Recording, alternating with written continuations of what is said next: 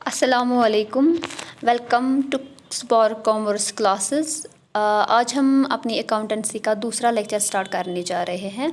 कल हमने जो पढ़ा था वो था हमने स्टार्ट किया था अकाउंटिंग टर्म्स से, ठीक है। कुछ अकाउंटिंग टर्म्स हमने पढ़ी थी, इवेंट, ट्रांजैक्शन एंड कैपिटल के बारे में हम लोगों ने पढ़ा था, ठीक है। आज हम पढ़ेंगे लायबिलिटी के बारे में। ये भी एक अकाउंटिंग टर्म है जो अकाउंटिंग में बार बार यूज़ होती है, दैट इज़ लायबिलिटी, ठीक है। अगर हम डेफिनेशन की बात ना करें, सिंपल मैं आपको समझा देती हूँ, क्योंकि जो कॉमर्स के बच्चे हैं उनको तो पता ही है लायबिलिटी क्या है। अब जो नॉन कॉमर्स वाले बैकग्राउंड्स होते हैं उनको सिंपल लैंग्वेज में हम लोग समझाते हैं कि इट्स बिज़नेस के ऊपर जितना भी कर्जा होता है ना, उसको ही लायबिलिटी कहते हैं हम लोग, ठीक है। बिज़नेस के ऊपर जितना भी कर्जा होता है, जितनी भी फाइनेंशियल ऑब्लिगेशंस होती है, रिस्पॉन्सिबिलिटीज़ होती है, जिनको उसे पूरा करना पड़ेगा, उन्हीं को हम लोग क्या बोलते हैं, इट इज़ अ लायबिलिटी। अगर आप यहाँ पे देखोगे, मैंने लिखा है amount owing by one person to another person, ठीक है। यहाँ पे दूसरा मैंने लिखा था रिस्पॉन्सिबिलिटी विच वी ओन, ठीक है। जैसे जैसे मैं बिज़नेस करती जा रही हूँ, पहले स्टार्ट करती हूँ, उसके बाद ये बढ़ता जाता है, ठीक है। तो पैसों की ज़रूरत लगती है बिज़नेस में, कैपिटल की ज़रूरत लगती है, ज़्यादा से ज़्यादा हमें पैसे डालने होते हैं बिज़नेस में, ठीक है। कि कैपिटल के बगैर आपका जो कोई आया गया था तो मुझे वीडियो को पॉज करना पड़ा। तो मैं कहाँ पे थी? हाँ, मैं आपको बोल रही थी कि जैसे मेरा बिज़नेस ग्रो करता जाता है, हमें पैसों की ज़रूरत पड़ती है, ठीक है। अब देखो, जो बंदा बिज़नेस को स्टार्ट करता है, जिसको हम ओनर बोलते हैं, वो ज़्यादा से ज़्यादा कितना पैसा ला सकता है खुद की जेब से, ठीक है। डेफिनेटली उसको एक सोर्स ढूंढना ही पड़ेगा जहाँ से वो पैसे ला सकता है। तो हमारे पास जो पहला ऑप्शन दिमाग में आता है कि जिससे मैं पैसे मांग सकती हूँ, वो है बैंक। तो चलो, मान लो आप लोग बैंक के पास चले गए, आपने बैंक से पैसे मांगे अपने बिज़नेस के लिए, ठीक है। तो बिज़नेस चलाने के लिए, बिज़नेस में ग्रो करने के लिए उससे पैसे मांगे हम लोगों ने। उसने मुझे लोन प्रोवाइड किया, वो जो मुझे पैसा देता है उसको हम बोलते हैं लोन। उसने मुझे लोन प्रोवाइड किया और मेरे बिज़नेस में पैसे आ गए in the form of loan. तो फिर मैं उसको यूज़ करती हूँ और बिज़नेस को आगे चलाती हूँ, ठीक है। लेकिन ये जो अमाउंट अब यहाँ पे इसने मुझे दे दिया, ये जो लोन का अमाउंट मेरे बिज़नेस में आ गया, इट इज़ अ रिस्पॉन्सिबिलिटी। यहाँ पे रिस्पॉन्सिबिलिटी अराइज होती है। कौन सी रिस्पॉन्सिबिलिटी आपके ऊपर आ गई? आपके ऊपर एक ऑब्लिगेशन, एक ड्यूटी, एक रिस्पॉन्सिबिलिटी अराइज हो रही है कि आपको ये लोन अमाउंट वापस पे करना पड़ेगा। अब बैंक वाला थोड़ी मुझे ऐसे फ्री में पैसे देगा, बोलेगा चलो ले जाओ, मुझे वापस ही नहीं चाहिए, ऐसा तो नहीं चलेगा, क्योंकि उनका भी अपना बिजनेस होता है, उनको अपने बिजनेस के बारे में सोचना होता है, ठीक है। तो ये जो ये लोन अमाउंट है, इट्स योर लायबिलिटी। इसीलिए तो लायबिलिटी को बोला भी जाता है इट इज़ अ रिस्पॉन्सिबिलिटी और फाइनेंशियल ऑब्लिगेशंस जो बिजनेस को पे करनी पड़ती है, ओके। तो सिंपली आप ऐसे भी याद रखो, ये या तो ऑब्लिगेशंस होती है, या तो हम इनको ड्यूटीज़, ऑब्लिगेशंस, रिस्पॉन्सिबिलिटी, या सिंपली अगर ऐसे भी नहीं तो आप सिंपली याद रखो कि जितना भी कर्जा बिज़नेस के ऊपर होता है उन्हीं को हम लायबिलिटीज़ कहते हैं बिज़नेस के लिए। मीन्स जो बिज़नेस में पैसा लगता है ना, जो बिज़नेसमैन का अपना नहीं होता, जो उसका अपना पैसा नहीं होता, जो उसने किसी दूसरे बंदे से मंगवाया होगा, ठीक है। किसी आउटसाइडर से जो पैसे बिज़नेस में आते हैं, ये पैसे भी हो सकते हैं, गुड्स भी हो सकते हैं, किसी भी फॉर्म में आपने लिया होगा, ठीक है।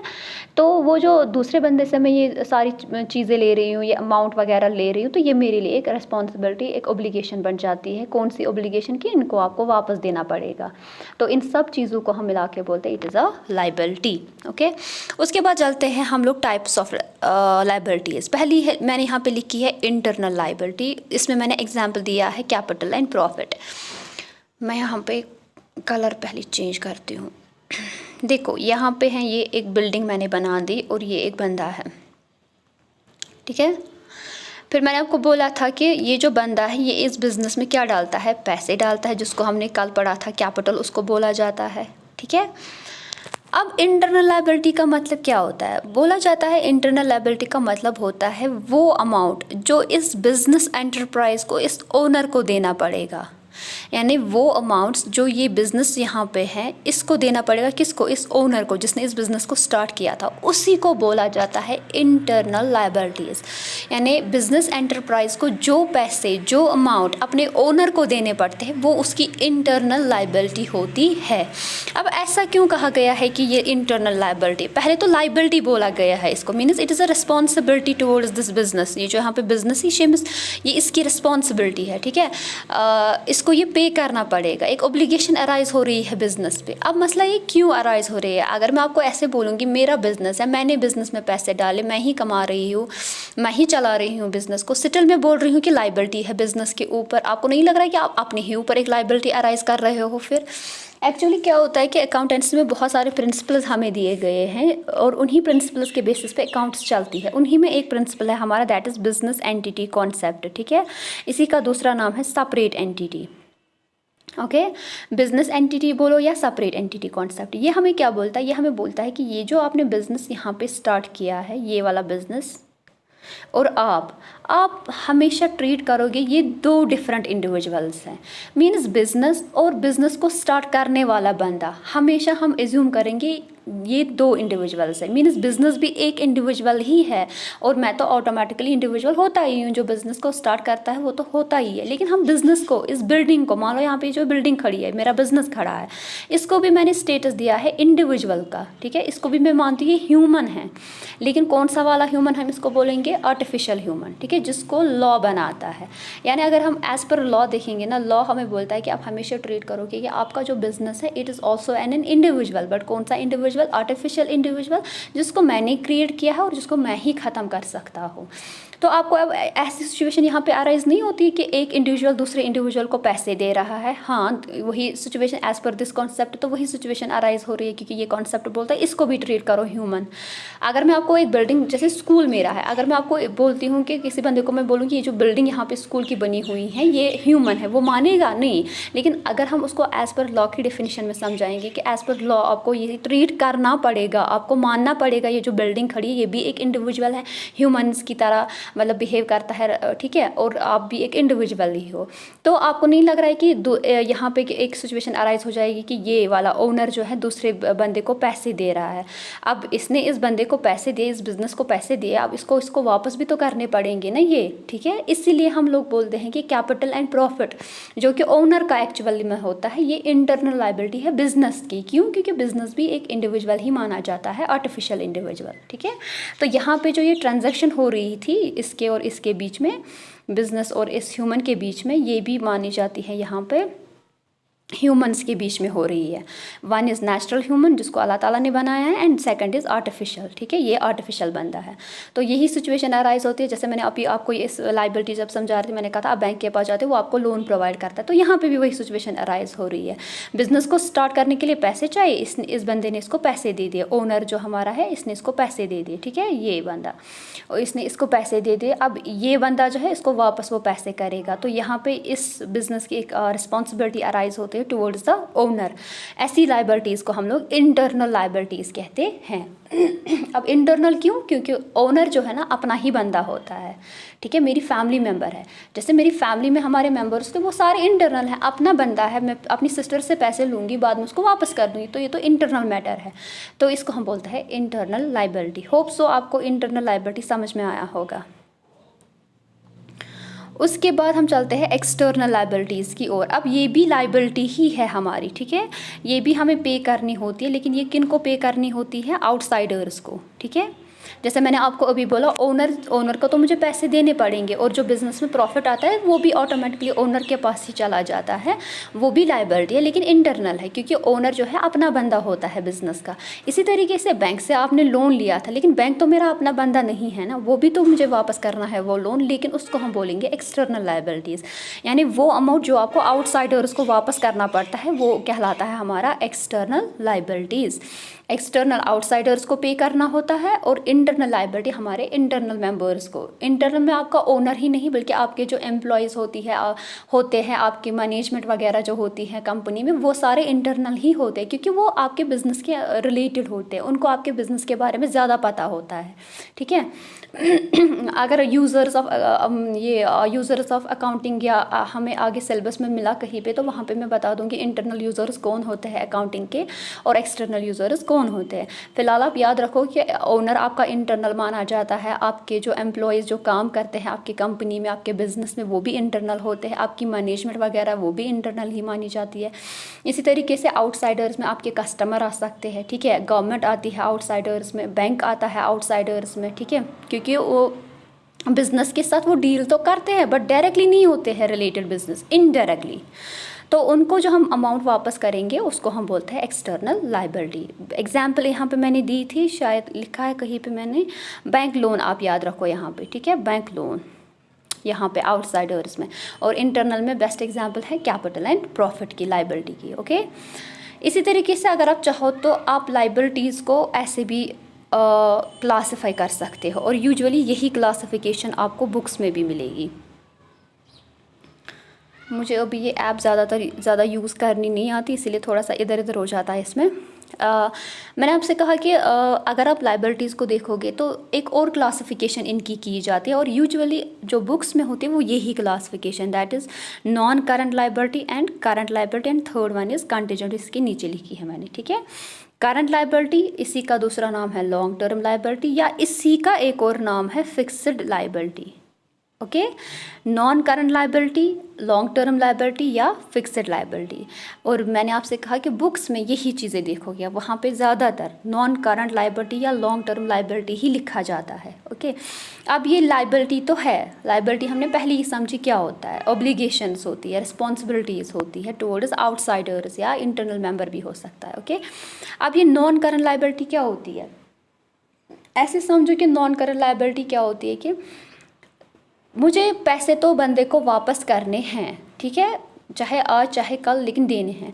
अब नॉन करंट में क्या है कि जब टाइम पीरियड हमारा मोर देन 1 ईयर होगा ना, मीन्स अगर आप इस लाइबिलिटी को पे कर रहे हो, इसको वापस कर रहे हो, ठीक है, कर्जा उतर रहा है आपके कंधों से, ठीक है, बिजनेस के जो बेचारे रिस्पॉन्सिबिलिटीज़ है कम हो रही है, लेकिन ये जो टाइम पीरियड रखा गया है कम होने का, इसका है मोर देन 1 ईयर, यानी वो liability which is usually payable after 1 year, ठीक है। 1 साल का, जिसमें 1 साल से ज़्यादा जिसमें आपके पास टाइम पीरियड दिया जाएगा इसको पे करने का, उसको हम उस टाइम बोलते हैं non current liability. Bank loan इसमें एग्जांपल दी जाती है, या लॉन्ग टर्म लोन्स। ऐसे मान लो मैं बैंक के पास गई या किसी इंडिविजुअल के पास, चलो इस टाइम एक इंडिविजुअल की बात लेते हैं, मैं किसी इंडिविजुअल के पास गई, मैंने उसे कहा मुझे लोन दे दो, ठीक है।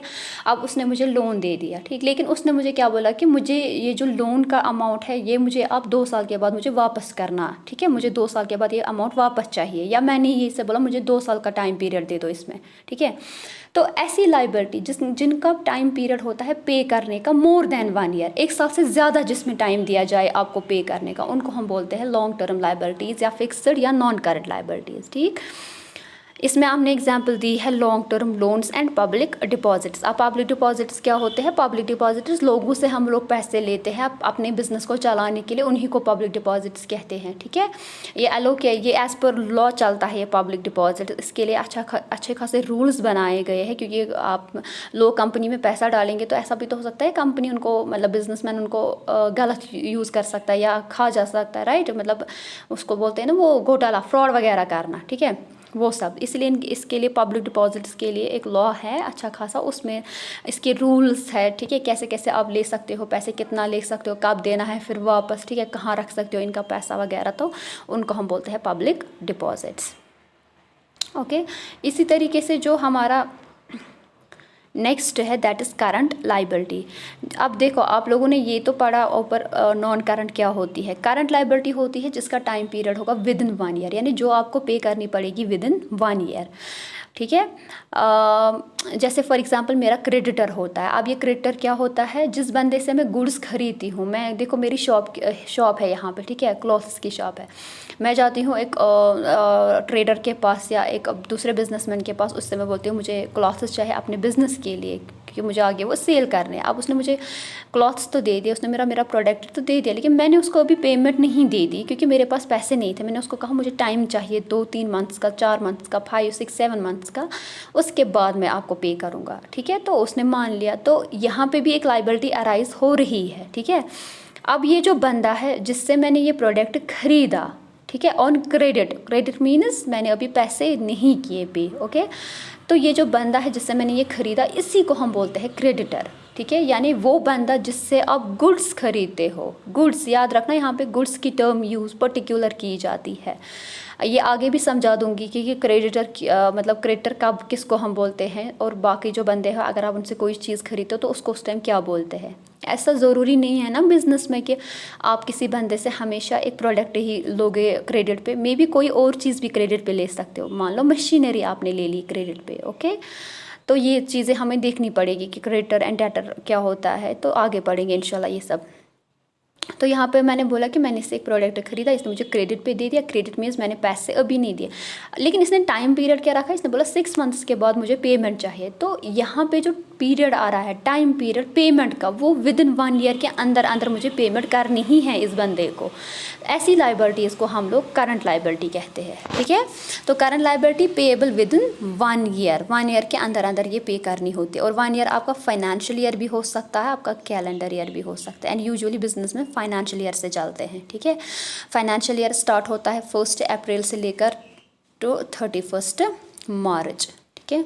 अगर मैं आपको बोलूँगी मुझे बताओ ये मतलब इस टाइम चल रहा है 21, ठीक है। तो यहाँ का फाइनेंशियल ईयर स्टार्ट कब होता है, 1 अप्रैल से स्टार्ट हुआ है 21, और कब ख़त्म हो जाएगा 31 मार्च 22, ओके। ये कुछ मंथ्स जो है, जो हमारा नेक्स्ट मंथ ईयर आने वाला होता है उसके भी इंक्लूड कर लेता है ये, ठीक है।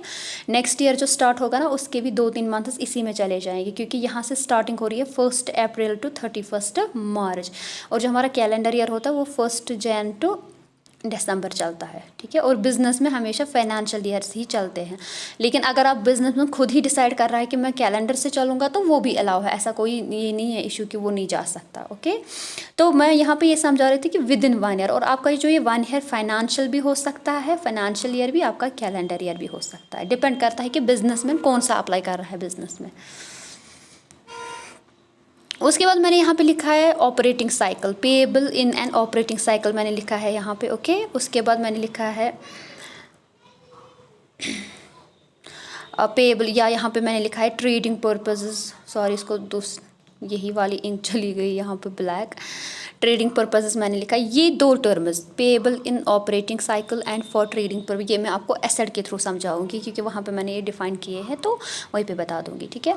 Also called short term liabilities, यानी करंट लाइबिलिटीज़ का दूसरा नाम शॉर्ट टर्म लाइबिलिटीज़ है। जैसे हमने अभी ऊपर देखा था फिक्स्ड लाइबिलिटी भी कहते हैं हम, नॉन करंट्स को लॉन्ग टर्म भी कहते हैं, इसी तरीके से करंट लाइबिलिटीज़ की दूसरा नाम जो है that is short term liabilities, okay. उसके बाद चलते हैं हम लोग कंटीजेंट लाइबिलिटी, थोड़ा सा मैं ये यहाँ पे कर देती हूँ, कंटीजेंट लाइबिलिटी। ओह शिट, यहाँ पे पता नहीं क्या हो रहा है। ये contingent liability refers to the amount which may or may not payable in future. Contingent का मतलब भी होता है जो अभी सर्टन नहीं होती, जिस पे आप श्योर नहीं हो। ये एक ऐसी लाइबिलिटी होती है जो अराइज होगी फ्यूचर में, यानी फ्यूचर आपको बताएगा कि क्या ये आपके लिए सच में लाइबिलिटी है या नहीं। अभी आपको पता नहीं होता ये लाइबिलिटी है कि नहीं, इसीलिए इसको आगे लगाया जाता है वर्ड कंटीजेंट लाइबिलिटी। वो लाइबिलिटी जो फ्यूचर पे डिपेंड है, फ्यूचर इवेंट पे डिपेंड है कि ये मेरी लाइबिलिटी बन जाएगी या नहीं बनती है, ओके। बिजनेस में ये सब चीज़ें होती ही रहती है, क्योंकि हम ऐसे मतलब हमारा जो एनवायरनमेंट होता है ना बहुत अनसर्टन होता है, ठीक है।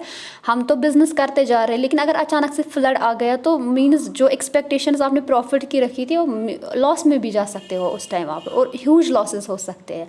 मीन्स जो हमारा फ्यूचर है ना हमेशा अनसर्टन होता है, हमें नहीं पता होता है कि हम क्या कर सकते हैं, मतलब क्या होने वाला है फ्यूचर में। हाँ, ऐसा करता है बिजनेसमैन, वो प्रिपेयर रहता है फ्यूचर के लिए, प्लान करता है उसके लिए, ठीक है, कि अगर फ्यूचर में मुझे ऐसी कोई सिचुएशन सामने आती तो मैं क्या करूँ उस टाइम, ठीक है। तो ये तो पता ही है कि हमारा फ्यूचर अनसर्टन होता है। इसी तरीके से एक लाइबिलिटी अराइज होती है बिजनेस में, लेकिन ये एक्चुअल लाइबिलिटी कब बनती है हमें फ्यूचर में पता चलेगा।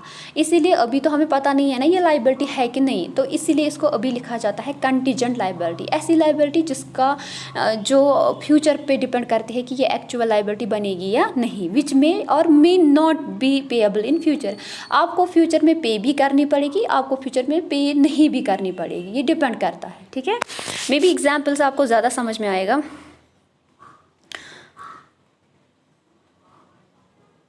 यहाँ पे मैंने लिखा है future event decide whether it is a liability और not. Okay, future event decide करेंगे ये लाइबिलिटी है कि नहीं। जैसे financial cases pending in court. Okay, अब देखो मेरी कंपनी पे किसी ने केस किया है, मेरे बिजनेस पे किसी ने केस किया है कि मान लो कोई इशू आ गया है क्वालिटी के रिलेटेड, या मैंने उनके साथ कोई कॉन्ट्रैक्ट कंप्लीट नहीं किया, तो मेरी कंपनी पे केस चल रहा है कोर्ट में। ठीक है, अब देखो कोर्ट में अभी केस चल ही रहा है, अब ये मेरी लाइबिलिटी बन जाती है या नहीं, ये डिपेंड करेगा जब कोर्ट का फाइनल डिसीजन आएगा। ठीक है, अभी तो फिलहाल चल ही रहा है ना प्रोसीडिंग्स। ओके, देखो अगर रिजल्ट आया होता कोर्ट का कि ये है लाइबिलिटी, तब तो ये कंटीजेंट थी, तब तो ये डायरेक्ट लाइबिलिटी हुई होती, लेकिन अभी फिलहाल प्रोसीडिंग चल ही रही है। अभी फ्यूचर में पता चलेगा कि मैं केस हारूंगा या जीतूंगा, तो उसी पे डिपेंड करेगा कि ये लाइबिलिटी बनती है या नहीं। अगर मैं केस हार जाता हूँ तो डेफिनेटली मुझे एक अमाउंट पे करना पड़ेगा, पेनल्टी पे करनी पड़ेगी, तब तो पता ही है ये मेरी क्या बन जाती है, लाइबिलिटी है। लेकिन ऐसा भी तो हो सकता है मैं ये केस जीत जाऊँ, तब तो मेरी लाइबिलिटी नहीं है ना। इसीलिए इसको कहा जाता है contingent liability which depends upon the future events whether it to decide whether it is a liability और नॉट। ओके, इसी तरीके से इसका जो एक्सपेक्टेड वैल्यू होता है of contingent liability is shown as a footnote outside of the balance sheet or in the inner column of the balance liability side। okay, तो ये मैं आपको ऐसे समझा देती हूँ। सबसे पहले इसने बोला है एक्सपेक्टेड, यहाँ पे पहले आपको एक छोटा सा फॉर्मेट बना देती हूँ बैलेंस शीट का। एक सेकंड, थोड़ा सा देखिए जी, इस तरीके से होता है हमारा बैलेंस शीट। ये यहाँ से हम लाइबिलिटीज़ लिखते हैं, जो मैंने अभी आपको बोली क्या होती है लाइबिलिटी। यहाँ से एसेट्स होती है, एसेट्स की डेफिनेशन भी समझा दूंगी अभी। तो यहाँ पे सारी लाइबिलिटीज़ लिखी जाती है, यहाँ पे सारे एसेट्स लिखे जाते हैं और उनका अमाउंट यहाँ इसमें लिखा जाता है। ठीक है, अमाउंट यहाँ पे होता है। अब इस तरीके से ये बनता है। ओके, यहाँ तक। अब इसके नीचे ये वाला पोर्शन यहाँ पे लिखा जाता है फुट नोट, यानी लाइबिलिटी के बैलेंस शीट के नीचे। तो ये जो कंटीजेंट लाइबिलिटी होती है, कंटीजेंट लाइबिलिटी का जो एक्सपेक्टेड वैल्यू होता है। अब एक्सपेक्टेड वैल्यू क्यों? क्योंकि मैंने आपको अभी बोला एग्जैक्ट अमाउंट नहीं बता सकते, क्योंकि ये तो फ्यूचर पर डिपेंड कर रहा है ना। अगर मुझे अभी से पता होता एग्जैक्ट अमाउंट कितना है, फिर तो ये डेफिनेटली मेरी लाइबिलिटी सीधे बन जाती है। हम इसको फिर क्यों बोलते हैं कंटीजेंट लाइबिलिटी? फ्यूचर पर डिपेंड कर रही है लाइबिलिटी, तो फ्यूचर में ही एग्जैक्ट अमाउंट मुझे पता चलेगा कितना पे करना है। तो फिलहाल तो मैं अपने अंदाजे से बोलूँगा एक्सपेक्टेड मुझे कितना है, कितना पे करना पड़ेगा उतना ही, तो वो लिखा जाता है फुट नोट में। ठीक है, यहाँ पे आप लोग लिखते हो, यहाँ पे contingent liability outside of the balance sheet. दूसरा है और in the inner column on the liability side, या आप ऐसा भी कर सकते हो, आप इस लाइबिलिटी को यहाँ पे भी लिख सकते हो। यहाँ पे पूरा ध्यान देना, मैंने क्या बोला, मैंने कहा यहाँ पे लिख सकते हो, यहाँ पे नहीं। इसमें मैंने आपको अभी बोला, इसमें लाइबिलिटीज़, यहाँ से सारी लाइबिलिटीज़ लिखी जाती है और यहाँ से उनका अमाउंट, यहाँ पे वो अमाउंट्स एंड वो लाइबिलिटीज़ लिखी जाती है जो एक्चुअल में आपकी लाइबिलिटी होती है। जैसे बैंक लोन है, क्रेडिटर है मेरा, कैपिटल है मेरा, वो सारे यहाँ पे लिखे जाते हैं। अब कंटीजेंट लाइबिलिटी भी आप इनर कॉलम में दिखा सकते हो यहाँ पे, लेकिन अमाउंट आपको यहीं पे दिखाना पड़ेगा, यहाँ पे नहीं, क्योंकि यहाँ पे अभी ये मेरी लाइबिलिटी बनी नहीं है, अभी नहीं हुई है अराइज। जब सच में बन जाएगी तो तब लिखेंगे इस वाले कॉलम में, इनर कॉलम में लिखा जाने, यहाँ पे लिखा जाता है। ये तो बस ओनली शो हम लोग करते हैं, इसका इफेक्ट वगैरह कुछ नहीं होता फिलहाल बिजनेस पे, मतलब मेरी एसेट्स एंड लायबिलिटीज़ पे फिलहाल कोई असर नहीं पड़ेगा, लेकिन हाँ आपके डिसीजन पे असर पड़ सकता है। ठीक है, देखो जैसे आप आगे आगे चलोगे ना, हम जब बिजनेस में बुक्स जितनी भी बनती है, जिनको हम फाइनल अकाउंट्स बोलते हैं, हमारा profit and loss account account बनता है, सॉरी स्टेटमेंट नहीं होता, वो अकाउंट होता है, उसके बाद बैलेंस शीट बनता है। आपको क्या लगता है बिजनेसमैन ये सब क्यों बनाता है? अपने लिए बनाता है? अपने लिए तो छोड़ो, होता ही है, लेकिन ज़्यादातर वो जो मेरे यूज़र्स होते हैं, जिनके साथ मुझे डील करनी होती है, उनके लिए बनाया जाता है, और उनको हर एक चीज़ पता होनी चाहिए आपके बिज़नेस के रिलेटेड। ऐसा नहीं है कि आपके पास कुछ मतलब इंटरनल जो स्क्रिप्ट्स होते हैं बिजनेस, आप उनको भी वो बता दो, नहीं, वो चीज़ें जो उनके लिए ज़रूरी है। तो कंटीजेंट लायबिलिटी उनको बताना ज़रूरी है। हमारे बिजनेस में कंटीजेंट लायबिलिटी मे बी उनके डिसीजन से इस पर असर पड़ेगा। ठीक है, तो यहाँ पे दिखाते हैं हम लोग फुट नोट या तो inner column on liability side. Okay, I hope कि आपको ये कंटीजेंट लाइबिलिटी जो मैंने आपको समझाई, ये आपको समझ में आया होगा, और जो बाकी जो मैंने आपको यहाँ पे पढ़ाया था, यहाँ से लेकर यहाँ तक, दैट इज़ देखो लाइबिलिटी हमने पढ़ा, ओके। उसके बाद हमने इंटरनल लाइबिलिटी, एक्सटर्नल लाइबिलिटी, फिर इसी का एक और कैटेगरी हमने निकाली। हमने बोला non current liabilities long term हो सकती है, करंट हो सकती है, कंटीजेंट लाइबिलिटी हो सकती है, ओके। तो अब हम पढ़ेंगे एसेट्स, लेकिन एसेट का दूसरा वीडियो मैं आपको अभी अपलोड करके देती हूँ, क्योंकि अदरवाइज़ ये वाला वीडियो बहुत बड़ा बन जाएगा। होप्स हो कि आपको ये contingent liability, current liability, non current, internal, external liability and liability की जो ये डेफिनेशन मैंने आपको बोली, आपको समझ में आया होगा। अगर आप चाहते हो फर्दर इम्प्रूवमेंट या कहीं पे आपकी कोई सजेशन होगी तो आप मुझे बता सकते हो। मैं कोशिश करूँगी कि आपको आपकी जितने भी क्वेश्चंस होंगे या जितनी भी सजेशंस होगी वो मैं अपनी कंसिडरेशन में ले लूँ, ओके। अल्लाह हाफिज़ and please subscribe my channel, share the video, press the bell icon ताकि आपको नोटिफिकेशन मिलती रहे, ओके। अल्लाह हाफिज़।